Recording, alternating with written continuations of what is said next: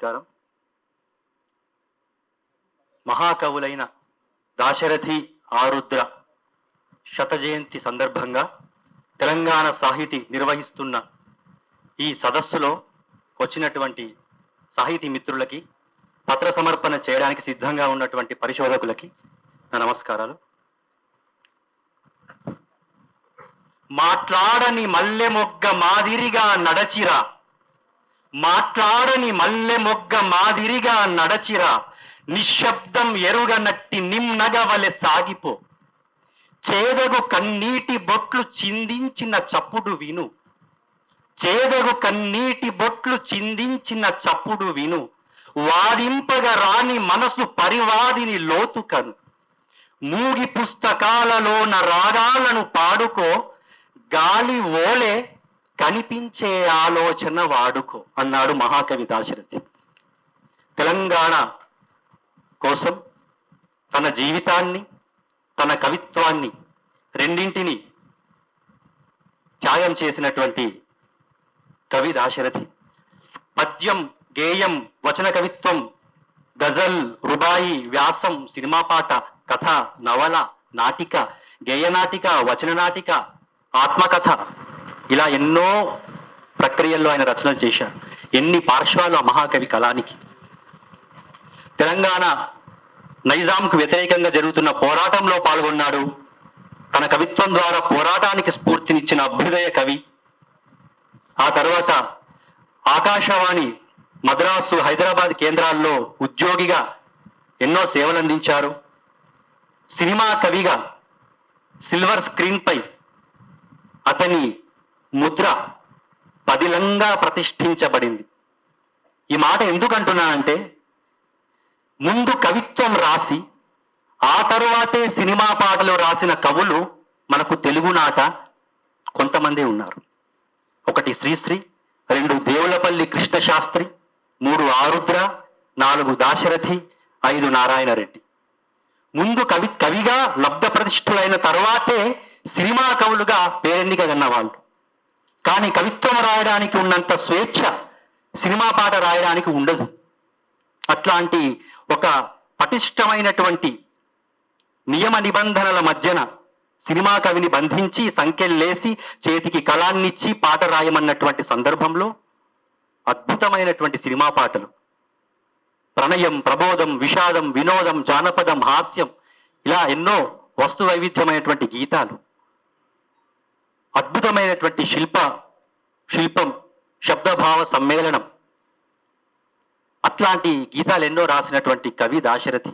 కేవలం తెలంగాణకు మాత్రమే పరిమితం చేస్తే మాత్రం ఒప్పుకో. దాశరథి జాతీయ మహాకవి.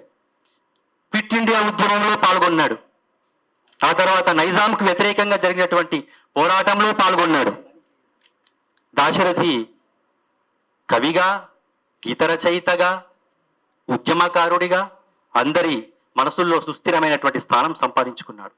ఇప్పుడు ఉండేటువంటి సినిమా విషయానికి వస్తే, గీత రచయితల విషయానికి వస్తే ఎంతో మందికి ఆయన ఆదర్శం, రోల్ మోడల్.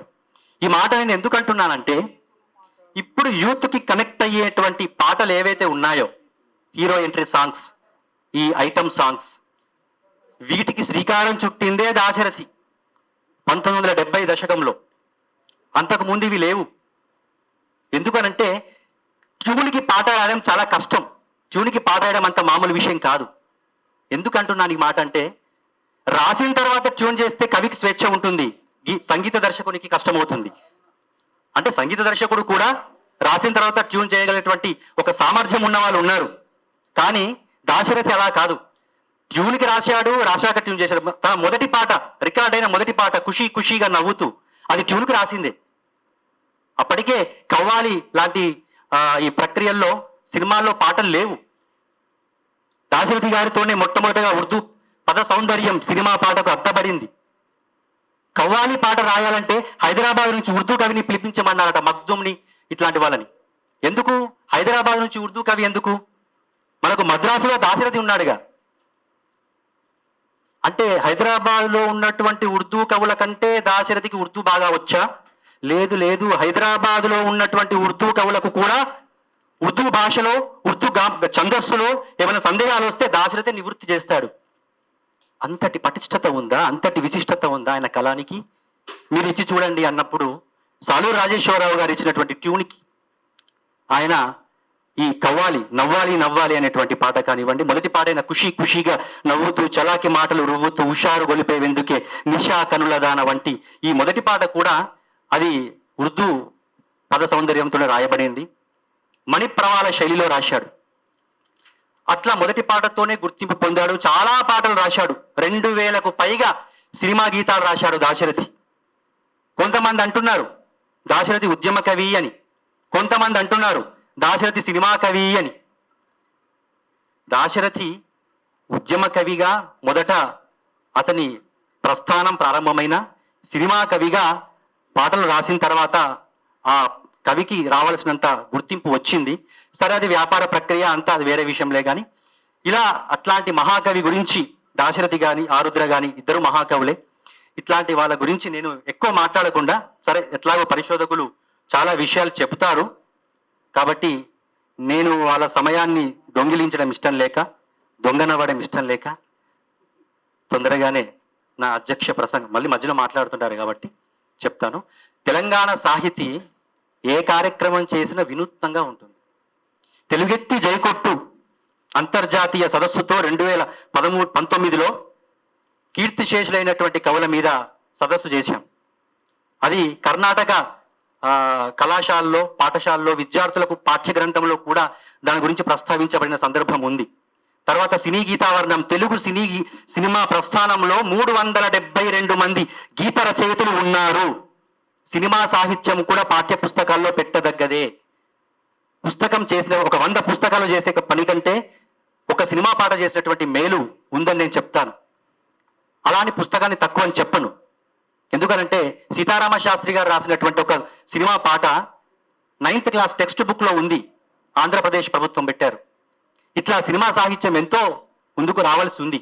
అట్లాంటి సినిమా కవులందరి గురించి అంతర్జాతీయ సదస్సు 2022లో తెలంగాణ సాహితీ చేసింది.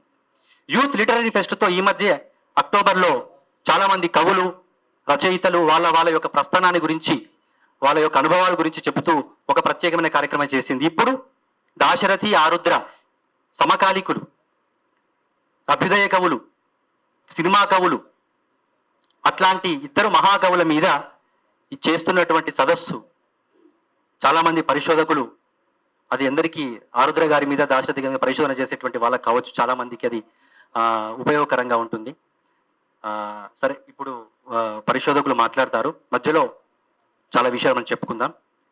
ఇప్పుడు దాశరథి గారి జీవితం, ఉద్యమ నేపథ్యం అంశం మీద పుర్ర జ్యోతి తన పత్రాన్ని సమర్పిస్తుంది.